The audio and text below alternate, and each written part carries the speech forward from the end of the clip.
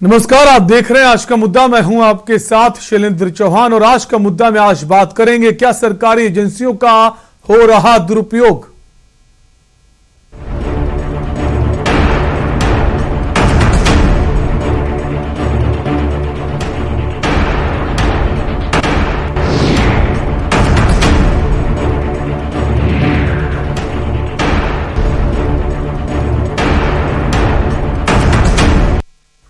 चुनावी मौसम में छापों की बहार है। जगह जगह छापेमारी, कहीं इनकम टैक्स तो कहीं जीएसटी का छापा। चुनावी मौसम में छापों पर सियासत भी शुरू हो गई।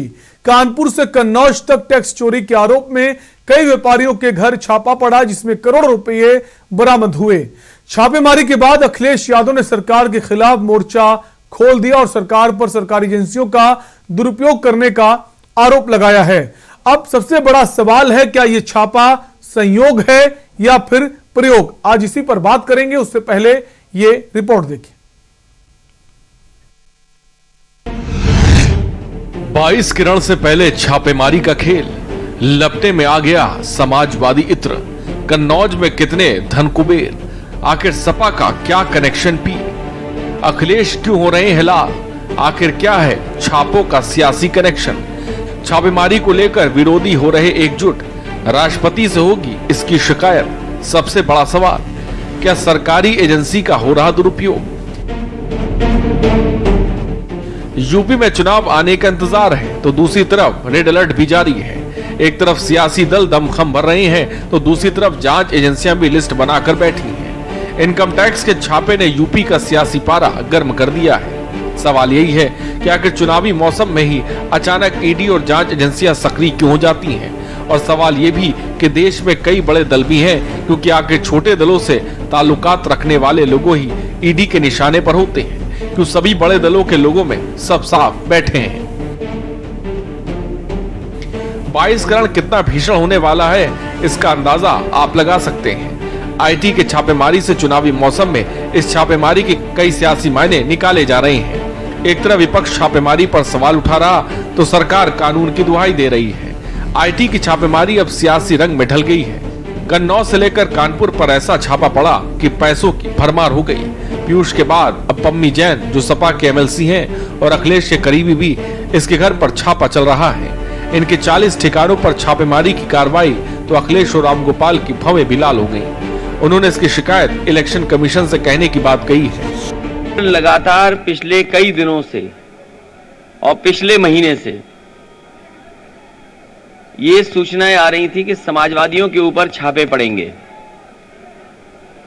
कई बार अखबारों में भी छोटी छोटी बड़ी बड़ी खबरें पढ़ने को मिलती थी कि समाजवादी लोगों के यहां छापे पड़ेंगे। और इधर 2 हफ्ते से लगातार देख रहे हैं कि समाजवादी पार्टी से जुड़े हुए लोगों के ऊपर छापे पड़ रहे हैं। और दिल्ली से जब भी भारतीय जनता पार्टी का लखनऊ में, यूपी में कार्यक्रम होता है, लगता यह है कि साथ अपने इन विभागों को भी बुलाते हैं, साथ ला करके या निर्देश दे करके उनको यहां लाया जाता है और लगातार छापे पड़ रहे हैं। ये कन्नौज शहर, कन्नौज क्षेत्र समाजवादियों से बहुत जुड़ा हुआ क्षेत्र है। तो वहीं दूसरी तरफ अमित शाह ने छापेमारी पर अखिलेश पर हमला बोला। अखिलेश के बयान पर अयोध्या में गृह मंत्री अमित शाह ने कहा कि छापेमारी से अखिलेश यादव को क्यों उबाल हो रहा है। तो वहीं केशव प्रसाद मौर्य ने कहा कि छापेमारी से आखिर अखिलेश इतने परेशान क्यों हैं। उनके राज में तो ठेले भर भर कर कैश के नोटों की गड्डियां मिल रही है, गड्डियां मिल रही है। इस समाजवादी हिंसा की दुर्गंध पूरे यूपी में फैल। आज जब रेडें डल रही है, उनके पेट में उबाल हो रहा है, उबाल हो रहा है। मित्रों, आपको तकलीफ है? ये काले धन वालों के यहां रेड पड़े, इसमें आपको तकलीफ है? जरा जोर से बोले, तकलीफ है? समाजवादी पार्टी बौखलाई हुई है। मैं श्री अखिलेश यादव जी को यही कहना चाहूंगा कि अखिलेश जी, अगर आप समाजवादी पार्टी के राष्ट्रीय अध्यक्ष हो, पूर्व उत्तर प्रदेश के मुख्यमंत्री हो, तो उस छापे की कार्रवाई का स्वागत करना चाहिए। जो जांच एजेंसियां कोई छापा डालती हैं और वह छापे में अगर कुछ बरामद हुआ है और उसको बरामद हुए कुछ घंटे ही अभी बीते हैं और फिर कोई छापे की कार्रवाई वो 50 स्थानों पे चल रही है, एक स्थानों पे नहीं, उसमें कन्नौज से लेकर कानपुर से लेकर के दिल्ली और अनेक स्थानों पे आज ये छापे की जो कार्रवाई हुई है, जिसमें समाजवादी पार्टी के एमएलसी का स्वयं की कंपनी है, स्वयं का कारोबार है। मुझे लगता है श्री अखिलेश यादव जी को यह पता चल चुका है कि 2022 में तो उनकी दाल गलनी नहीं है। आईटी की छापेमारी अखिलेश यादव के काफी करीबी माने जाने वाले कारोबारी राहुल भसीन से हुई, फिर छापों का दायरा बढ़ने लगा। कानपुर पहुंचते पहुंचते कन्नौज जा पहुंचा। आईटी की छापेमारी के बाद राजनीति गरमाने लगी है। आईटी छापों के समय पर सवाल खड़े हो रहे हैं। अखिलेश यादव ने आईटी रेड के बाद तंज कसते हुए कहा कि यूपी चुनाव में प्रवर्तन निदेशालय और सीबीआई को भी चुनाव लड़ने आएंगे। सवाल ये भी कि यूपी केवल अखिलेश की करीबियों के घर ही क्यों छापेमारी हुई, कि दूसरे दल के नेता नहीं हैं जो दूध के धुले हैं। इससे पहले भी चुनावी मौसम में छापेमारी, फोन टैपिंग का मामला सामने आया है। बीजेपी के आलोचकों का ये भी मानना है कि चुनावी मौसम में जिन जिन राज्यों में छापेमारी हुई है वहाँ बीजेपी को भारी नुकसान हुआ है। फिर चाहे वे बंगाल हो, तमिलनाडु हो, दिल्ली या फिर आंध्र प्रदेश हो, यहाँ बीजेपी को भारी नुकसान हुआ था। अब देखने वाली बात होगी 22 में क्या होता है। यूपी में चुनाव आ गया है, आईटी भी आ गई है, फोन टैपिंग भी आएगा और बहुत कुछ आएगा। सवाल यही है कि अगर चुनाव नहीं होता तो लाखों करोड़ रुपए बाहर भी नहीं आते। अब चुनाव है तो धन कुबेरों पर चल रहा है आईटी का डंडा। इलेक्शन डेस्क के न्यूज इंडिया।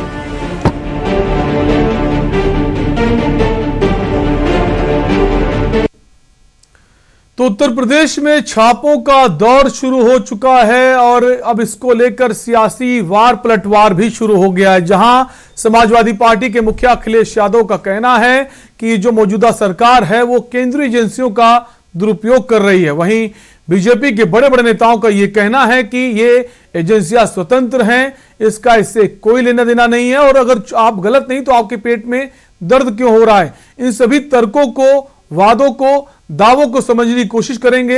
इस चर्चा में हमारे साथ कई सारे खास मेहमान जुड़ गए हैं। सबसे पहले आपका उनसे तारुफ करा देते हैं। हमारे साथ मनोज यादव हैं, समाजवादी पार्टी के प्रवक्ता हैं। मनोज जी स्वागत है आपका। कंचन द्विवेदी हैं, भाजपा प्रवक्ता हैं। कंचन जी आपका भी स्वागत है। साथ ही साथ कांग्रेस पार्टी के प्रवक्ता अजय चौबे भी जुड़ गए हमारे साथ। अजय जी आपका भी स्वागत है। और वरिष्ठ पत्रकार प्रमोद गोस्वामी भी हमारे साथ जुड़ गए हैं। प्रमोद जी आपका भी बहुत बहुत स्वागत है। चर्चा की शुरुआत कंचन जी आपसे ही करेंगे। अब आरोप लग रहे हैं बीजेपी पर कि बीजेपी जो है चुनाव के वक्त केंद्रीय एजेंसियों का दुरुपयोग कर रही है और अखिलेश यादव ने यह भी कह दिया कि अब वो राष्ट्रपति और चुनाव आयोग से इसकी शिकायत करेंगे। जी जौहन जी, बात तो ये है ना कि ये लोगों का काम ही है हर तरीके से इल्जाम लगाना। जब भी कोई भी बात होती है तो ये सीधा आदरणीय मोदी जी को गलत ठहरा देते हैं और बस सोचते हैं कि नहीं आदरणीय मोदी जी गलत है और माफिया जो भी इनके हैं वो सब सही है। हर चीज पे सवाल, मतलब आप समझ सकते हैं कि वैक्सीन से लेकर के ये लोग सारी एजेंसियों को गलत ठहरा रहे हैं। इन्होंने तो सुप्रीम कोर्ट को भी गलत ठहरा दिया, इन्होंने तो हर एक जांच एजेंसी को गलत ठहरा दिया। ऐसा तो नहीं होता है। आपको किसी पर भरोसा नहीं है, आप किसी पर भी भरोसा यकीन नहीं करना चाहते, सब पर ईसीजी से लेकर के कंचन जी भरोसा यकीन करना चाहते हैं। सवाल तो टाइमिंग पर उठ रहे हैं ना कि टाइमिंग जो है इस वक्त चुनाव नजदीक है और चुनाव से ठीक पहले अचानक से इस तरह से छापेमारी हो रही है। क्या ये छापेमारी शुरुआती दौर में नहीं हो सकती थी? 4.5 साल में तो कोई छापेमारी नहीं हुई, अचानक से छापेमारियों को इतना तेज क्यों कर दिया गया? सवाल इस बात पर है। मुझे लगता है कि ये भी याद हो जाना चाहिए कि जब जिस समय पे चुनाव नहीं हो रहे थे तब इनका एक घोटाला सामने आया था जिसे गोमती रिवर फ्रंट कहते हैं। उसमें 1500 करोड़ बिना ही चुनाव के निकल आए थे। तो ये भी याद कर लेना चाहिए। ऐसा नहीं है कि और फिर चुनाव को कह करके इतने सारे जो हमारी जनता के भ्रष्टाचार नेता हैं जो भ्रष्टाचार करके बैठे हुए हैं, जनता का इतना सारा रुपया खा के बैठे हुए हैं, तो क्या इसके लिए इनको छोड़ दिया जाए? जो निकल रहा, अगर इसमें से कुछ निकलता नहीं तो फिर ये हो जाता कि एजेंसियों की गलती है। लेकिन निकल रहा है ना भाई, कहां से कैसे इतना सारा निकल रहा है, तब तो फिर ये सक्सेसफुल होना चाहिए ना। ये टाइमिंग की कोई बात ही नहीं है। चुनाव की वजह से कहें तो चुनाव तो होते ही रहते हैं, होना ही है। इसकी वजह से आप भ्रष्टाचारियों को छोड़ नहीं सकते। लेकिन समाजवादी पार्टी तो कह रही कि जो पहले छापेमारी हुई, अगर पीयूष जैन की बात करें तो वो तो उनके आदमी, वो तो भाजपा के आदमी, ऐसे भी आरोप लगा रही। हालांकि कितनी सच्चाई है समझने वाली बात होगी। हमारे साथ मनोज जी बने हुए हैं। मनोज जी, कंचन जी का कहना है कि आप लोग बेमतलब में बेवजह आरोप लगा रहे हैं, ऐसा कुछ नहीं है। देखिए, जिस तरीके से बीजेपी षड्यंत्र कर रही है समाजवादी पार्टी को बदनाम करने का, वो जनता को पता चल गया। इस बात की समाजवादी पार्टी को खुशी है, और खुशी आज उन्होंने, एक मिनट माफ करिएगा, बीच में कंचन जी आएंगे आपके पास, पूरा मौका आपको दिया है, अब सुनने की भी क्षमता रखिए प्लीज। जी। मैं ये कह रहा हूं कि आज की जो छापेमारी की उन्होंने हमारे एमएलसी पुष्पराज जैन उस पंपी पे, वो इसलिए करी क्योंकि खिसियाहट थी बीजेपी के नेताओं को। पहली वाली छापेमारी इस समझ के की गई थी कि वो समाजवादी पार्टी के लीडर हैं। वो जो हमारी बीजेपी की प्रवक्ता महोदया कह रही कि 250 करोड़ रुपए मिला है, 25 किलो सोना, तो समाजवादी पार्टी का थोड़ी नहीं, वो तो उस व्यापारी का है। और वो व्यापारी व्यापार करता है उत्तर प्रदेश के कानपुर और कन्नौज में, और उन व्यापारियों को कंट्रोल करने के लिए वो सारी एजेंसियों को रिपोर्टिंग करती है, योगी आदित्यनाथ को और प्रधानमंत्री नरेंद्र मोदी जी को। और अगर उसके बावजूद इस कदर काला धन है तो दोष किसका है? कौन चिलम भर रहा है? कौन 4.5 साल से सिर्फ चिलम बना बना के दे रहा है और अपना काम नहीं कर रहा है? इन सारे अधिकारियों पे कार्रवाई कब करेगी सरकार, जो सिर्फ 4.5 साल से चिलम हुक्का, इसके अलावा उनको क्या करना था काम, ये पता ही नहीं चला। खैर, 2 बीमारियां हैं चौहान साहब, ये हमारी तरफ से आप नोट कर लीजिएगा। बीजेपी को 2 बड़ी बीमारियां हैं, पहली छापा मारने की, दूसरी छपास की। उनको हर जगह होर्डिंग चाहिए, पैसा जनता का बर्बाद हो जाए हो जाने, लेकिन होर्डिंग पूरे हिंदुस्तान में उत्तर प्रदेश के मुख्यमंत्री की लगनी चाहिए, योगी जी की, मोदी जी की होर्डिंग पूरे हिंदुस्तान में लगनी चाहिए। पैसा क्या पिताजी देते हैं क्या? पैसा तो सरकार का है। लेकिन मनोज जी ये कहना गलत है कि सरकार जिसकी होती है, अगर अखिलेश यादव की सरकार थी, पिछली सरकार की बात करें, तब भी होर्डिंग्स बहुत नजर आती थी जब चुनाव होते थे या फिर जन्मदिन होता था आपके परिवार में, और किसी एक का नहीं, कईयों का जन्मदिन मनाया गया, समाजवादी पार्टी ने मनाया है और खूब जोर शोर से मनाया है। लखनऊ के पूरे जो हाईवेज होते थे होर्डिंग से पट जाते थे। तो ये कहना कि होर्डिंग्स जो है बीजेपी ने शुरू की है, होर्डिंग्स जमाना बहुत पुराना है, मायावती के वक्त से है, उस पर मत जाइए। अभी जो बात कर रहे हैं छापों को लेकर, उस पर बात कीजिए। छापा जो पड़ रहा है ये एक स्वतंत्र एक अधिकार है जांच एजेंसियों के, उस पर राजनीति की जा रही। पूरी हो जाए तो मुझे बोल लेने दीजिए प्लीज। 2 बीमारियों का मैंने जिक्र किया, छापा मारने की और छपास की। छपास का जिक्र इसलिए किया कि हर पेट्रोल पंप पे मोदी जी दिख जाते हैं और अब देश के हर बस अड्डे पे योगी जी दिख जाते हैं, इसलिए मैंने कहा, और कोई बात नहीं। और लगना चाहिए, सरकार के पास बजट है, लेकिन वो तमाम सारे जो प्रचार प्रसार के संसाधन वो सरकार के कामों के होते हैं, कोई व्यक्ति विशेष के नहीं। दूसरी महत्वपूर्ण बात पे आता हूं कि अगर सरकार को ये तक जानकारी नहीं है कि पैसे वाले व्यक्ति के रिलेशन किससे हैं, अगर उनके रिश्ते समाजवादी पार्टी से हैं तो रिश्ता तो बताना चाहिए। अगर मैं कह दूं कोई बात, आपत्तिजनक बात मैं कहना चाह रहा था लेकिन नहीं कहूंगा, लेकिन अगर मैं कह दूं कि अमुक व्यक्ति जो है वो मेरा रिश्तेदार है, कहने से तो रिश्तेदार नहीं हो जाए, कुछ होगा। लेकिन पुष्पराज जैन को लेकर तो कहा जा रहा है, पंपी जैन तो समाजवादी पार्टी के एमएलसी हैं, उनके समाजवादी इत्र लॉन्च किया था।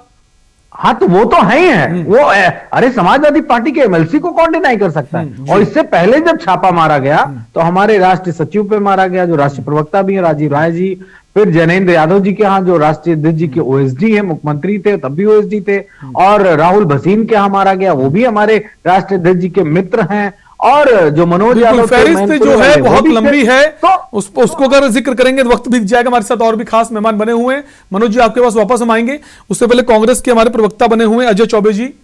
अजय चौबे जी, केंद्र में आपकी पार्टी ने बरसों राज किया है, इस देश को चलाया है, केंद्रीय एजेंसियों का क्या वाकई में इस तरह से इस्तेमाल किया है? पहले भी हुआ है और अब जो हो रहा है ज्यादा हो रहा है? देखिए, कांग्रेस पार्टी ने केंद्रीय एजेंसियों या किसी भी संवैधानिक संस्था का दुरुपयोग बिल्कुल नहीं किया है, ना ही उनके स्वतंत्रता में कहीं कोई दखल दिया है। भारतीय जनता पार्टी की प्रवक्ता महोदया जी हैं। मेरे 2-3 सवाल हैं, मैं पहले भी उठा चुका हूं भ्रष्टाचार के मुद्दे पे। बुंदेलखंड विश्वविद्यालय के वर्तमान कुल सचिव, बुंदेलखंड विश्वविद्यालय के जूनियर इंजीनियर अम्बरीश गौतम जी से उनका एसीपी लगाने के लिए 5 लाख रुपए की रिश्वत की मांग कर रहे थे, जिसका उन्होंने ऑडियो टेप किया। माननीय मुख्यमंत्री जी को उन्होंने ट्वीट भी किया और शिकायत राजभवन भी भेजा, और भी भ्रष्टाचार का लंबा चिट्ठा था। मैंने भी माननीय मुख्यमंत्री, राज्यपाल महोदया, राष्ट्रपति महोदय, प्रधानमंत्री महोदय, उपराष्ट्रपति महोदय, डीजीपी महोदय, चीफ सेक्रेटरी महोदय, एसीएम होम महोदय जी को मैंने भी ट्वीट किया। लेकिन भारतीय जनता पार्टी का पूरा खुला संरक्षण मतलब उस भ्रष्ट अधिकारी के साथ है। दूसरा उदाहरण, बुंदेलखंड विश्वविद्यालय के पूर्व कुलपति वैशंपायन जी बसपा सरकार में कानपुर विश्वविद्यालय के कुलपति थे, भ्रष्टाचार में बर्खास्त किए गए थे।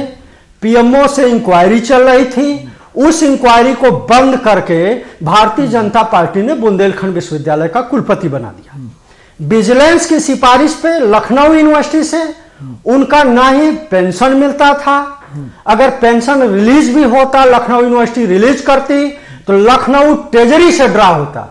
उन्होंने अपने 60 लाख रुपए बुंदेलखंड विश्वविद्यालय से ड्रा कर लिया, बिना अपना पेंशन और डीए ये माइनस किए हुए। ये बहुत ही बड़ा वित्तीय अनियमितता और भ्रष्टाचार। उस पर नहीं जाएंगे, इसके अलावा भी जाएगा। अजय जी, ऐसा नहीं है, चाहे पूर्ववर्ती सरकारें राज्य में किसी के रही हूं, चाहे बहुजन समाज पार्टी के रही हूं, समाजवादी पार्टी के रही हूं, 90 के दशक के बाद से आपकी सरकार नहीं रही। अगर आपकी सरकार भी रही होती तो फायदा पहुंचाया जाता है, सभी पहुंचाते आए हैं और आज भी पहुंचाया जा रहा है, उस पर नहीं जाएंगे। छापेमारी की बात कर रहे हैं, केंद्रीय जांच एजेंसियां जो हैं, क्या वो वाकई में स्वतंत्र हैं या आज के वक्त में स्वतंत्र नहीं है?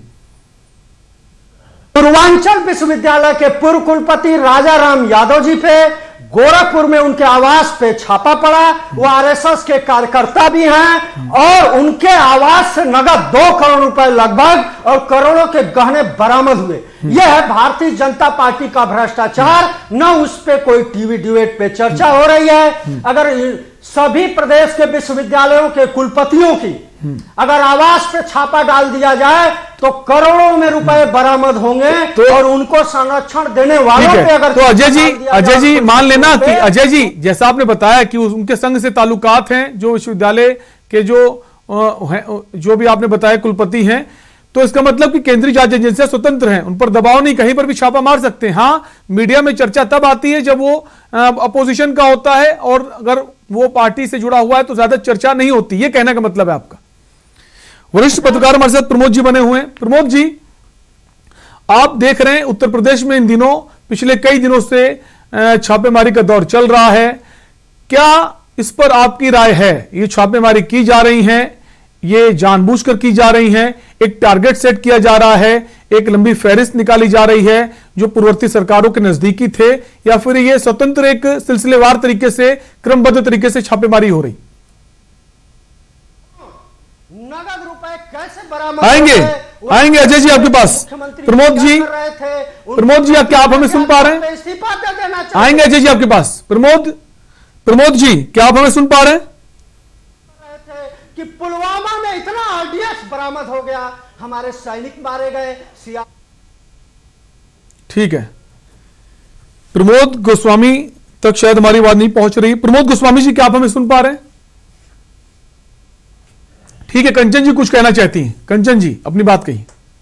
जी, जैसा कि अभी मैंने सुना अपने पैनलिस्ट को जो कि सपा की तरफ से है, वो बीमारियों की बात कर रहे थे, तो मुझे बीमारियां कुछ याद आ रही हैं आपकी भी। एक आध बीमारी नहीं, आपके पास तो बहुत सारी बीमारियां हैं, लेकिन मैं कुछ बीमारी आपको याद दिला दूं, जैसे कि यादवीकरण की बीमारी। कि जब भी सरकार आपकी थी, जब सरकार थी, तो इससे अंदाजा लगाया जा सकता है कि 86 एसडीएम में से अखिलेश जी ने 56 एसडीएम अपने यादवीकरण में भरे हुए थे, तो इससे पता लगाया जा सकता है ये आपकी एक बीमारी हुई। दूसरी बीमारी सुनिए, गुंडागर्दीकरण। इससे पता लगाया जा सकता है कि हमारे जो झांसी में मोक पड़ता है, वहां पर एक बड़े गांव नाम का गांव पड़ता है, वहां पर 5 महिलाओं को गुंडों ने घसीट घसीट करके मारा हुआ था। तो इससे ये पता लगाया जा सकता है कि गुंडागर्दीकरण कितनी अच्छी तरीके से आपके इलाके में, आपके राज्य में गुंडागर्दीकरण की बीमारी चली हुई है। एक और तीसरी बीमारी परिवारीकरण, जो कि अभी अभी आप सबको याद है, इसमें किसी को कुछ बताने की जरूरत नहीं कि किस प्रकार से चाचा भतीजा और किस प्रकार से आपके यहाँ पर सास बहू वाला सिस्टम चलता है। 3 बीमारियां हो गई। और एक बात, इतना दिक्कत भाई क्यों हो रही है अखिलेश जी को, इतनी प्रॉब्लम क्यों हो रही है? भाई आपका रिश्ता नहीं है, चलो ठीक है रिश्ता नहीं, लेकिन मैं कैसे कह दूं कि आपका रिश्ता नहीं? क्योंकि मैं पुराने संबंधों को देखूं ना, बनारस में जिस समय 2006 में बम ब्लास्ट हुआ था और जाकर के फिर 2010 में घाट पर बम ब्लास्ट हुआ था, संकट मोचन मंदिर में 2006 में ब्लास्ट हुआ था, और उसमें जो भी उसमें आतंकी शामिल थे, वो जब फंसने लगे तो अखिलेश जी स्वयं साक्षात कोर्ट में जाकर, इलाहाबाद में जाकर के उनके लिए हाथ जोड़ करके माफी मांगते हैं, भैया इनकी कोई गलती नहीं, इनको बाइज्जत बरी कर दीजिए। तो इससे पता चल सकता है कि इनके यहाँ पर कैसे कैसे लोगों से रिश्ता रहे हैं। और फिर ये अभी आप देख ही रहे हैं, पीयूष जैन से लेकर के और न जाने कितने जैन से लेकर के किन किन को यहाँ पर छापेमारी चल रही। तो भ्रष्टाचार से लेकर के, गुंडागर्दी से लेकर के सब प्रकार से कहां से आपके रिलेशन है, किसी को बताने की आवश्यकता नहीं है। ये ठीक है, ठीक है। आएंगे आपके पास। कंचन जी हमारे साथ वरिष्ठ पत्रकार प्रमोद गोस्वामी जी बने हुए। प्रमोद जी, आप ही के पास आएंगे। हम चाहेंगे आपके साथ अजय जी बैठे हुए हैं, इनको शांत करा दीजिए, शायद उनकी वजह से आप तक आवाज नहीं पहुंच रही है। इनके पास वापस हम आएंगे।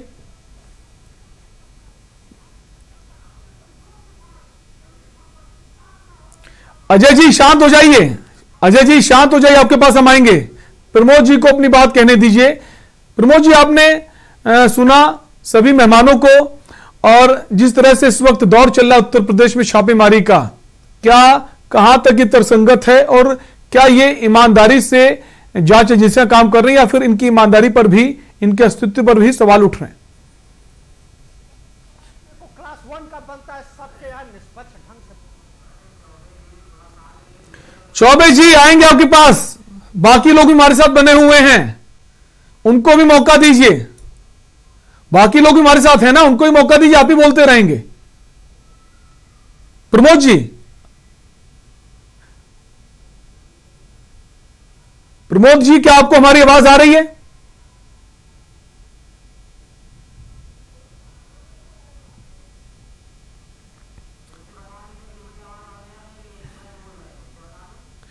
अजय जी, आपकी आवाज हमने म्यूट करा दी है। जब आपके पास आए, आपसे सवाल करें, तब आप अपना ओपिनियन दीजिए। और अगर इस तरह से आप बात करेंगे तो डिबेट हो ही नहीं पाएगी। जिस चर्चा के लिए हम बैठे हैं, लोगों तक सही जानकारी पहुंचाने के लिए बैठे हैं, जो अन्य पार्टियां, उनकी राय क्या है, इस माहौल जो इस वक्त चल रहा है उत्तर प्रदेश, उसको लेकर एक चर्चा करने के लिए बैठे, एक स्वस्थ चर्चा करने के लिए बैठे। इस तरह चर्चा नहीं होती ना। प्रमोद जी, हम चाहेंगे आप अपनी बात कहें।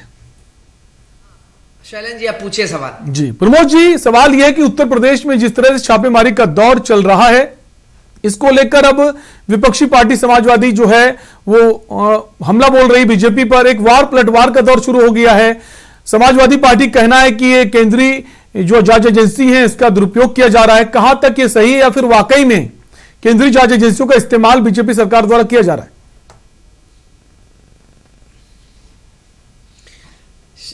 शैलेंद्र जी, विपक्ष की आलोचना अपनी जगह पर कहीं ना कहीं एक सवाल तो खड़ा करती ही है, इसमें तो कहीं कोई दो राय मेरी नजर में नहीं है जी। एक बात। दूसरी बात यह है कि ये ऐसा नहीं है कि भारतीय जनता पार्टी ने ये जो छापेमारी की है या चुनाव के वक्त पर किया, ये खाली भाजपा ने किया। इससे पहले भी सरकारें रही हैं, और चाहे वो कांग्रेस की रही हो, चाहे वो और भी रही हो, और यही भारतीय जनता पार्टी, मुझे लगभग 40 वर्ष तो हो ही गए पत्रकारिता में। उस समय भारतीय जनता पार्टी भी जब ऐसी छापेमारी होती थी, जो चुनाव के वक्त पर कहीं सीबीआई की, कहीं ईडी की, कहीं आईटी की, या इस ढंग की चीजें होती थी, तो भारतीय जनता पार्टी भी इसका पुरजोर विरोध किया करती थी। आज वही रिवर्स स्थिति है। तो आज ये स्थिति पैदा हो गई है चुनाव के वक्त। क्या एक सबसे बड़ा सवाल है और एक वाजिब सवाल है कि उसके यहाँ 250 करोड़ रुपया जैन के यहाँ बरामद हुआ, इत्र के व्यवसायी के यहाँ से। तो ऐसा तो है नहीं कि वो 2-3-4 महीने में 250 करोड़ इकट्ठा हो गया होगा। तो ये तो पिछले 3-4 वर्ष से 2 वर्ष से 2.5 वर्ष से 3 वर्ष से ये हुआ होगा। तो ये प्रतीक्षा किस बात की जा रही थी कि इस वक्त के लिए प्रतीक्षा की जा रही थी कि चुनाव जब होंगे तब छापेमारी की जाएगी। तो ये कहीं ना कहीं एक सवाल खड़ा होता है और उसका जवाब भी देना होगा। और ये मैंने जो पहले और जवाब जो देना होगा चीज होती रही है, आज बीजेपी को नहीं देना होगा, समाजवादी पार्टी, दोनों ही पार्टी को जवाब देना होगा कि 2016 के बाद से नोटबंदी अगर होती है उसके बाद इतनी ज्यादा जो संख्या में कैश जो मिला है वो भी सवाल खड़े करता है। एक ब्रेक के लिए रुकेंगे, आप सभी मेहमान हमारे साथ बने रहिए, जल्द लौटेंगे फिर चर्चा को आगे बढ़ाएंगे।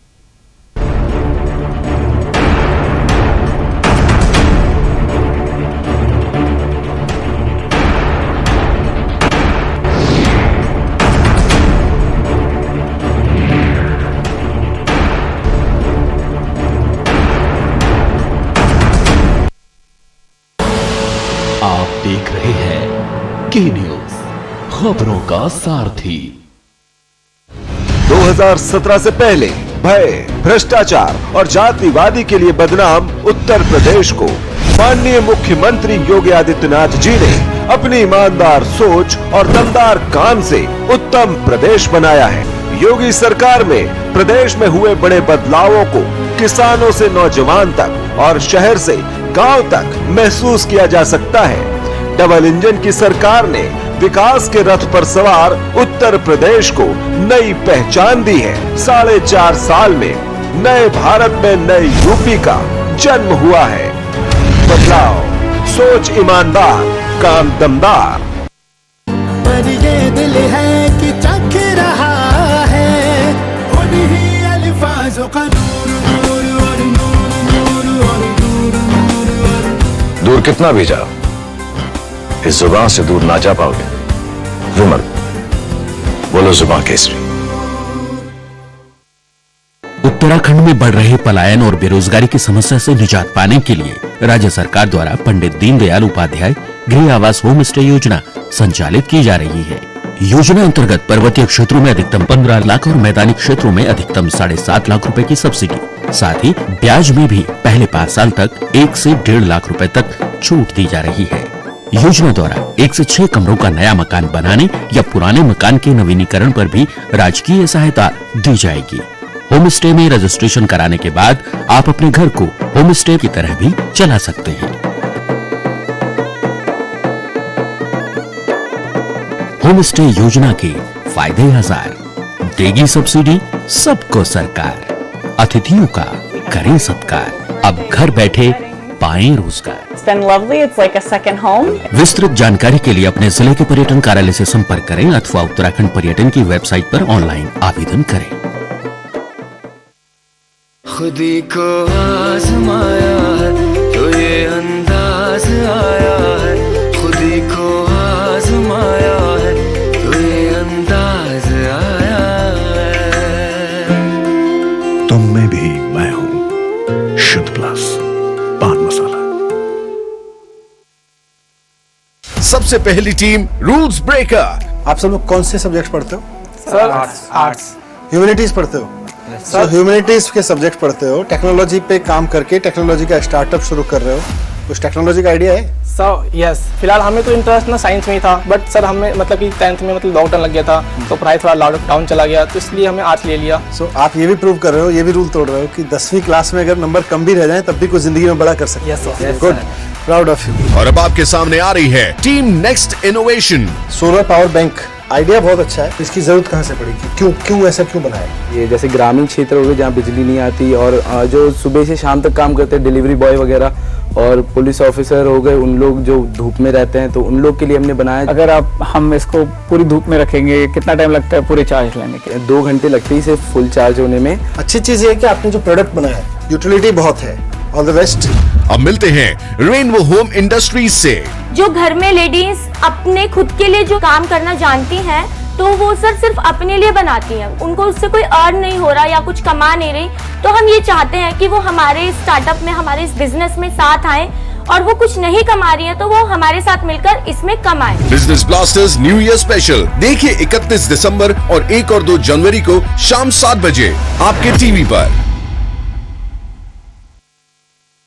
जब पशुओं को मिलेगा प्यार और मिल्को मोर पशु आहार तो दूध बहेगा, मुनाफा बढ़ेगा। मिल्को मोर पशु आहार।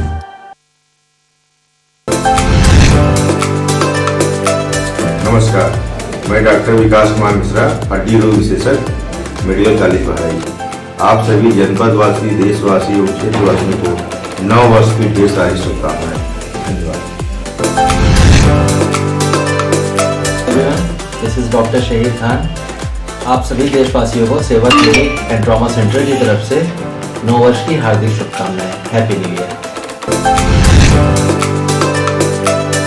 पराग गुप्ता, प्रधान सकरौरा ग्रामीण शिवम शुभम ज्वेलर्स, करनैलगंज, गोंडा की तरफ से सभी प्रदेशवासियों को नववर्ष की हार्दिक शुभकामनाएं।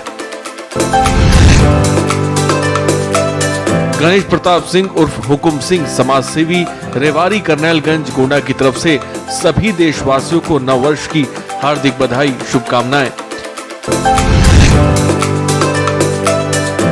अरविंद गुप्ता, प्रदेश मंत्री, भारतीय श्रमिक कामगार कर्मचारी महासंघ, गोंडा की तरफ से सभी प्रदेशवासियों को नव वर्ष की हार्दिक शुभकामनाएं।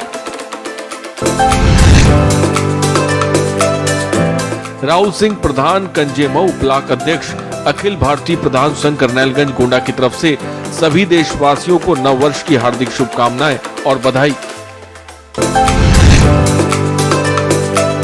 बैजनाथ दुबे, पूर्व विधायक, समाजवादी पार्टी, विधानसभा 297 कटरा बाजार, गोंडा की तरफ से सभी देशवासियों को नववर्ष की हार्दिक शुभकामनाएं। इंस्पेक्टर रामधनी वर्मा, आबकारी विभाग, सर्किल क्षेत्र 4, करनैलगंज, गोंडा की तरफ से सभी प्रदेशवासियों को नववर्ष, मकर संक्रांति और गणतंत्र दिवस की हार्दिक शुभकामनाएं। डॉक्टर छाया यादव, प्रदेश सचिव, सपा महिला सभा, प्रदेश कार्यकारिणी सदस्य, सपा शिक्षक सभा उत्तर प्रदेश की तरफ से सभी प्रदेशवासियों को नूतन वर्ष की हार्दिक बधाई और शुभकामनाएं। समाज सेवी राहुल कुमार की ओर से नववर्ष 2022 और मकर संक्रांति के पावन पर्व की सभी जनपद वासियों, प्रदेशवासियों को बहुत बहुत हार्दिक बधाई, शुभकामनाएं।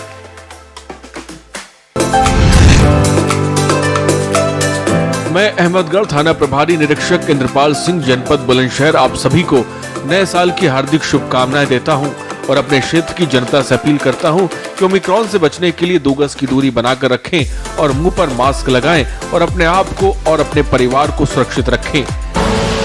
आप देख रहे हैं के न्यूज, खबरों का सारथी।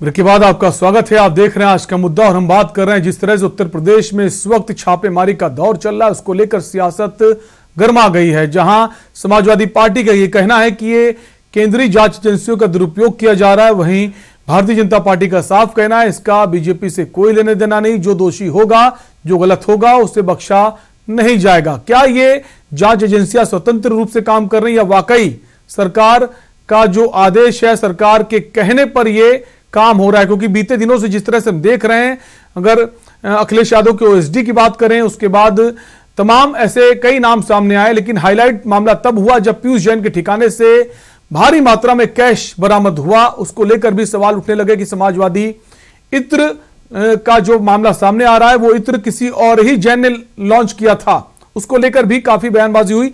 इसी पर हम चर्चा कर रहे हैं, कई सारे खास मेहमान हमारे साथ बने हुए हैं।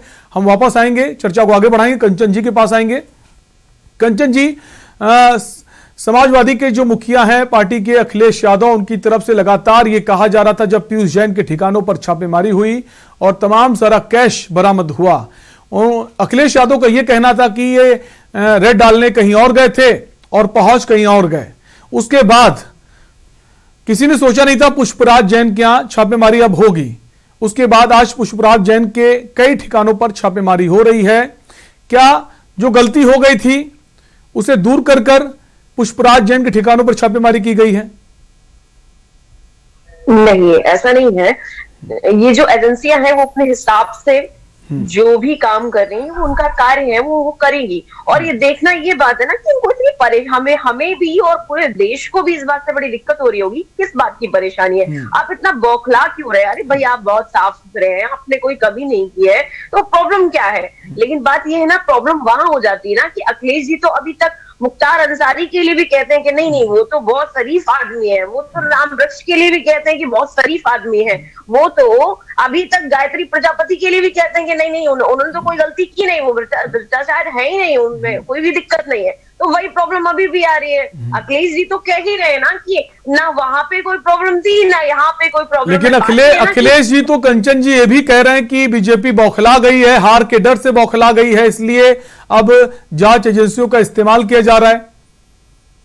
यही तो मैं कह रही हूँ कि वो बस कह रहे हैं ना, यही वो पहले भी कहते थे, झूठ बोलते थे। अभी तो आप कहें, अभी तो आपने कहा अखिलेश जी सच बोलते थे। अखिलेश जी पहले मुख्तार अंसारी की तारीफ करते थे, आप उनकी अगर अखिलेश जी उस वक्त ये सब बातें बोल रहे हैं जैसा कि आप कह रही हैं, तो अखिलेश जी तो आज बोल रहे हैं बीजेपी बौखला गई हार के डर से, तो उस अखिलेश जी की बात माने या जो अभी अखिलेश जी बोल रहे हैं उसकी बात माने?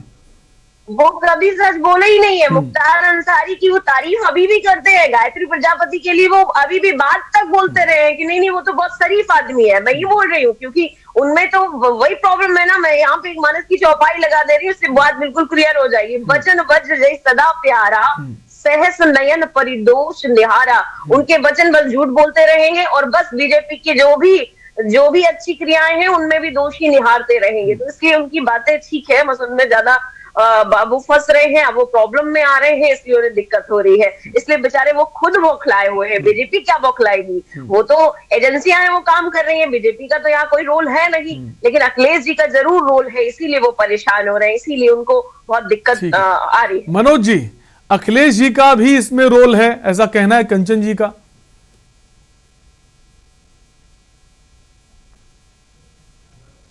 मनोज जी, हम चाहेंगे आप अपने फोन को एक बार अनम्यूट कर दें ताकि आपकी आवाज हम तक पहुंच सके। मैं ये कह रहा हूं चौहान जी कि अगर अखिलेश जी का रोल है तो इसको जस्टिफाई कौन करेगा? ये सरकारी एजेंसियां करेंगी या इनकी प्रेस विज्ञप्ति करेगी अथवा देश के प्रधानमंत्री मंच से करेंगे या गृह मंत्री मंच से करेंगे या मुख्यमंत्री मंच से करेंगे? कैसे किया जाएगा? या के न्यूज पुष्टि करेगा या हमारे साथ वरिष्ठ पत्रकार महोदय जिनका 40 साल का एक्सपीरियंस है, कोई ना कोई तो स्पष्ट करके बताएगा ना। और अगर नहीं बता पा रहे हो तो इसका मतलब आप रियल में गृह मंत्री अमित शाह की अगर बात करें, आज वो रैली में बोल रहे थे कि अखिलेश यादव के पेट में दर्द हो रहा है, दवाई दे दो। दर्द हो रहा है तो दवाई दो ना। आप तो गृह मंत्री हो, आपकी उत्तर प्रदेश और देश के सभी राज्यों में हर व्यक्ति की जिम्मेदारी है, अगर उसको कोई तकलीफ है आप दे नहीं पा रहे हो। दरअसल में क्या है ना, मैं आपको आता हूं लेके उस पर। दरअसल में अभी हमारी बीजेपी की जो प्रवक्ता महोदया ने कहा कि अब देखो ये जिस गंगा जल का पानी, झूठ वाली बीजेपी की जो गंगा जल है जिसका रसा स्वादन ये लोग करते हैं, ये सिर्फ झूठ बोल सकते हैं बस। मेरी बात गलत होगा तो टोकिएगा चौहान साहब। यादवीकरण की बात करी, 86 में 56 एसडीएम यादव चुने गए। सरकार किसकी है मौजूदा समय में? बीजेपी की, डबल इंजन की। आयोग किसके अधीन काम करता है? सरकार के अधीन काम करता है। तो लिस्ट लेके बैठने में आपको क्या आपत्ति है? क्या आपको भी लिस्ट नहीं दे रहे हैं? और अगर एक सेकंड बीच में बोलिएगा, कंचन जी आएंगे आपके पास एक एक करके। कंचन जी आपके पास आएंगे तब जवाब दीजिएगा।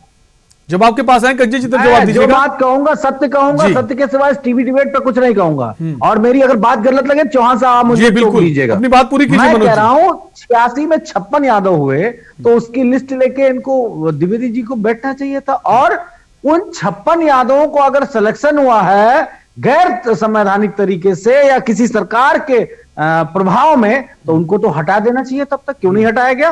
पहला सवाल। दूसरा, आपने कहा कि परिवारवाद बहुत है समाजवादी पार्टी में, तो परिवारवाद के लिए आपके बहुत लंबी लिस्ट है। इस पे मैं जवाब नहीं दूंगा, वो आप खुद जानती होंगी, क्योंकि आपका राजनीति में अभी कोई अस्तित्व नहीं आया है। जब आप कुछ कर पाएंगी तभी आपका परिवार आगे बढ़ेगा। गुंडागर्दी की बात करी समाजवादी पार्टी की बीमारियों के रूप में। ये कौन है? अजय मिश्रा कौन है? नहीं, आप हमको मत बताइए, आप हमें मत बताइए। आप मेरी बारी में अगर बोलेंगे तो मैं आपको नहीं बोलूंगा।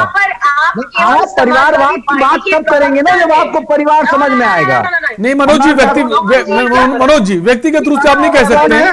ठीक है, मैं बिल्कुल नहीं कह रहा हूँ। आप जानते हैं हमारे परिवार के बारे में? हाँ, हम जानते हैं, हमारे परिवार में हमको मालूम है। नहीं मनोज जी, व्यक्तिगत रूप से किसी के परिवार को लेकर ये मत कहिए कि आप अगर पावर में आएंगे तो आप भी परिवारवाद का इस्तेमाल करेंगे, वो बहुत गलत है। बताइए, यहाँ पर व्यक्तिगत रूप से किसी पर टिकट टिप्पणी या आरोप लगाने के लिए नहीं बैठे हैं। आप पार्टी के तौर पर किसी पार्टी पर आरोप लगा सकते हैं, लेकिन व्यक्तिगत तौर पर किसी पर आरोप मत लगाइए।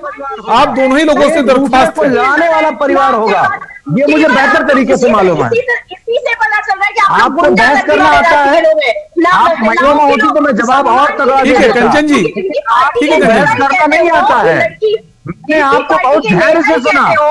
ठीक है, सुन लीजिए कंचन जी। कंचन जी, उनका उद्देश्य वो नहीं था, उनको सुन लेने दीजिए, उनको अपनी बात पूरी कर लेने दीजिए। मैंने आपको धैर्य से नहीं सुना क्या? हमने नहीं क्या बोला क्या? डिबेट पर आप मर्यादित रहिए, हमें मर्यादा मत सिखाओ। प्रधानमंत्री जब मर्यादा भूल गए। ठीक है मनोज जी स्पष्ट कर दीजिए आपके कहने का उद्देश्य क्या था, जैसा कि उनको अगर गलत लग रहा है वो स्पष्ट हो जाएगा। पीढ़ी आपकी राजनीति करेगी तब आपको पता लगेगा परिवार क्या होता है।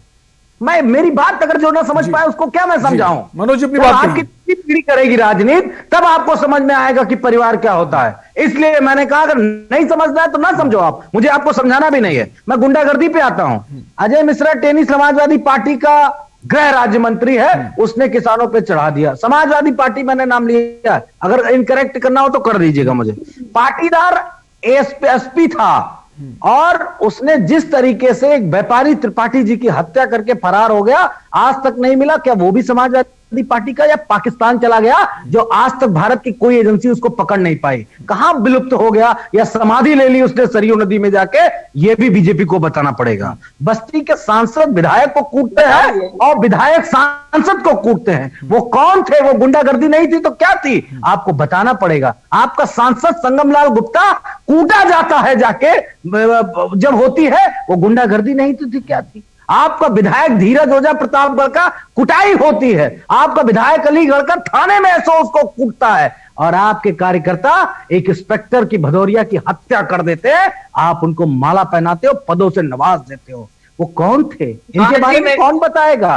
कौन बताएगा? कुलदीप सिंह। ठीक है मनोज जी, हो गया। मनोज जी हो गया, आप जवाब सुन लीजिए। ठीक है मनोज जी हो गया।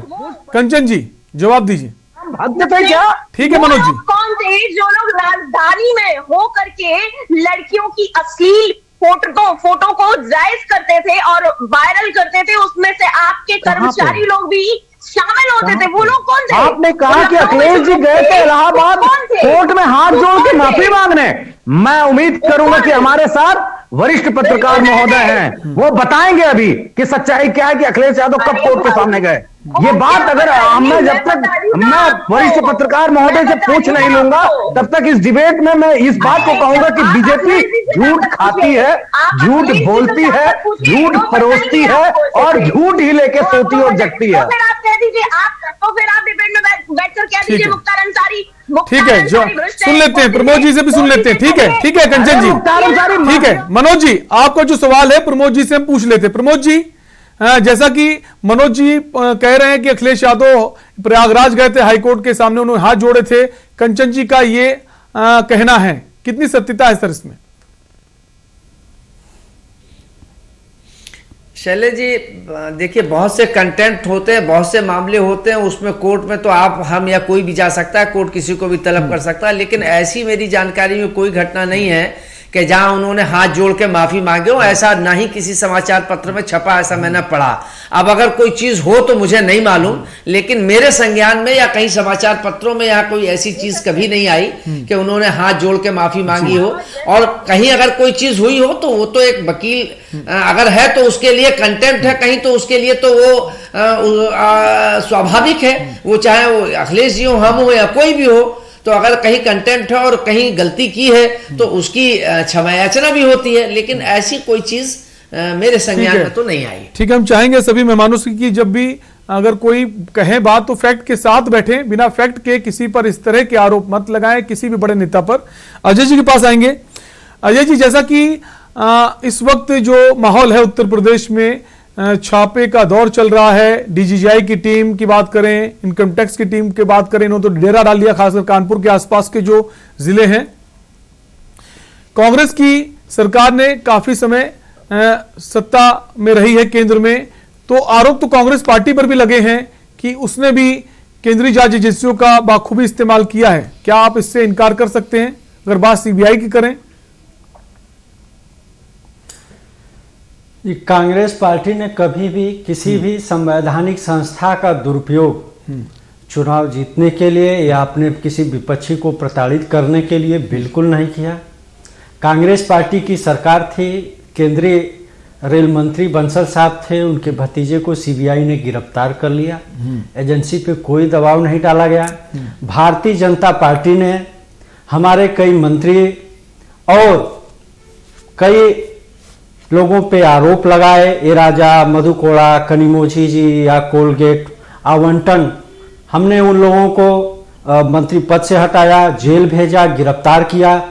तो पूछ लीजिए कि भारतीय जनता पार्टी की सरकार ने कितने लाख करोड़ रुपया लेके उन लोगों को सीबीआई जांच से मुक्त कर दिया, जिसका आरोप हम पे था। आरोप लगाने वाले ये लोग थे और वो सीबीआई जांच से इनकी सरकार में मुक्त हो गए। दूसरा भ्रष्टाचार का मैं उदाहरण देता हूं। व्यापकम घोटाले की जांच मध्य प्रदेश में बहुत दिन से चल रही है, सीबीआई जांच चल रही है, मुख्यमंत्री जी भी वहां के इसके आरोपी हैं। पूछिए सीबीआई वहां छापेमारी कब करेगी, कब वो उसकी जांच पूर्ण होगी। छत्तीसगढ़ में चावल घोटाले की भी सीबीआई जांच कर रही है, वहां के पूर्व मुख्यमंत्री पे कार्रवाई कब होगी। और भी प्रदेश में कई घोटाले हुए हैं जिसकी सीबीआई जांच कर रही है। मेरठ विश्वविद्यालय के भी घोटाले की सीबीआई जांच कर रही थी और जिस कुलसचिव का मैंने नाम लिया था वो भी उसमें आरोपी रहे हैं। तो क्या सीबीआई उन सारे घोटालेबाजों को गिरफ्तार कर ली? और भी कई सारे घटनाक्रम हुए हैं जिसकी सीबीआई जांच है। तो क्या प्रदेश की सारी सीबीआई जांच पूरी कर ली गई?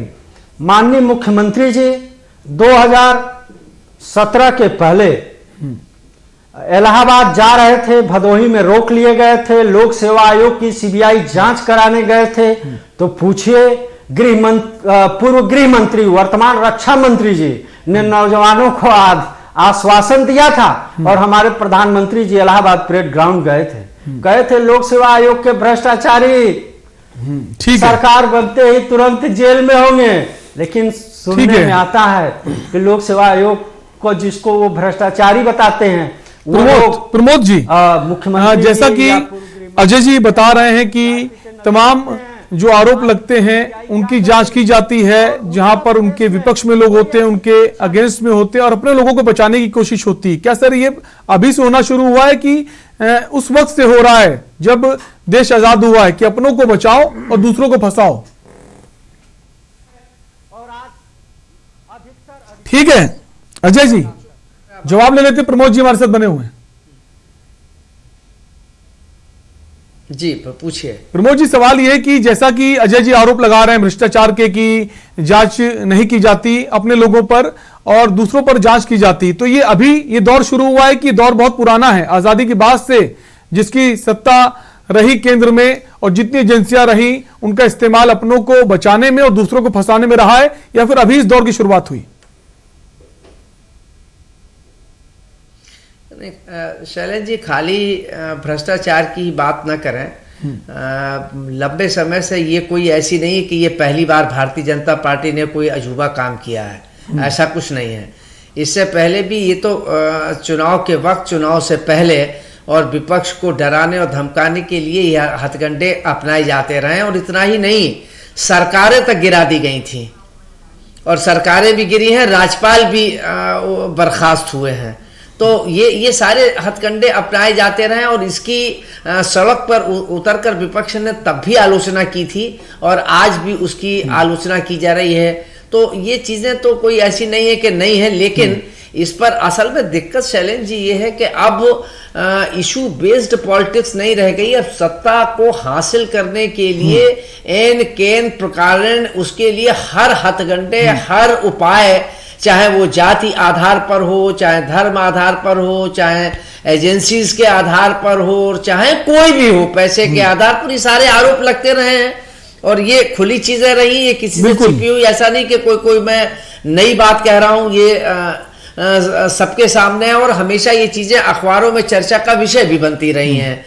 तो इसलिए ये बात तो नहीं है, हमेशा जो भी सत्ता में रही है केंद्र की, उसने कहीं ना कहीं इन एजेंसियों को कहने के लिए तो ये स्वतंत्र एजेंसी हैं, निष्पक्ष हैं, और लेकिन इसका कहीं ना कहीं दुरुपयोग हमेशा होता रहा है, ये कोई नई बात नहीं है।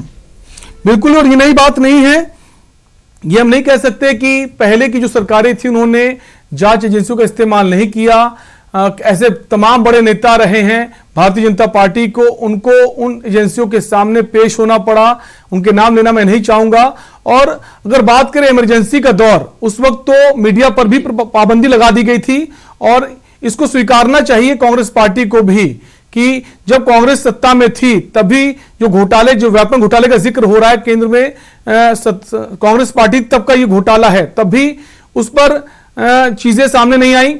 उसके अलावा उत्तर प्रदेश में बहुजन समाज पार्टी ने शासन किया, समाजवादी पार्टी ने शासन किया, और कांग्रेस पार्टी ने उसमें भी कोशिश की कि जो बड़े नेता थे उत्तर प्रदेश की राजनीति में, उनको किस तरह से जांच एजेंसियों का डर दिखाया जाए।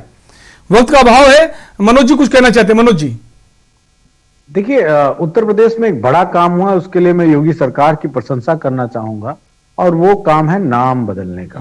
ये सारे काम बहुत कम लोग कर पाते हैं, लेकिन एक काम और वो कर गए, शायद इसीलिए मेरे ख्याल से हमारी बीजेपी की प्रवक्ता महोदय को ध्यान नहीं आया। वो ये काम था, उन्होंने बीजेपी को, जो भारतीय जनता पार्टी थी, उसको उन्होंने टीजेपी बना दिया, ठाकुर जाति पार्टी बना दिया।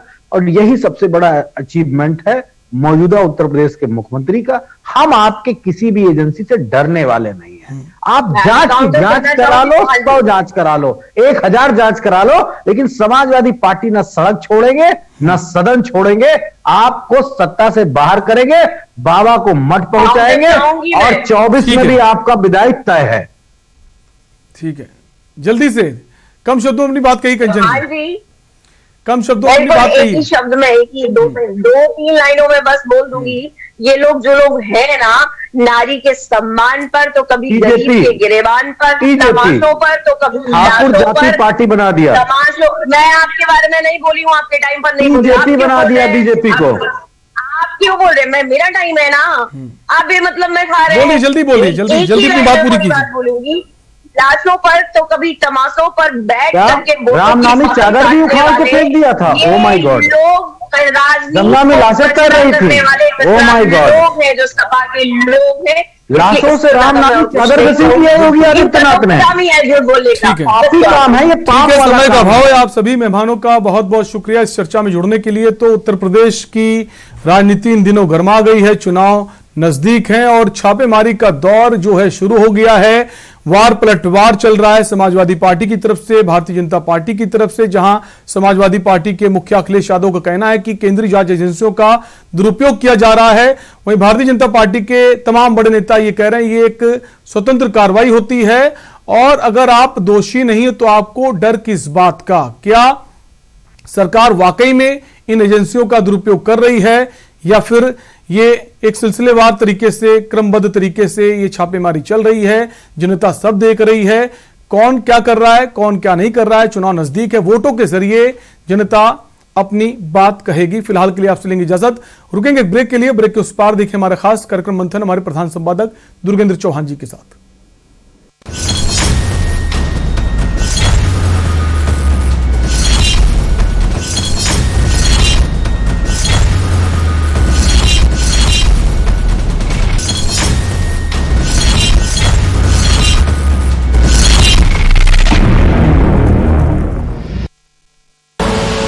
आप देख रहे हैं के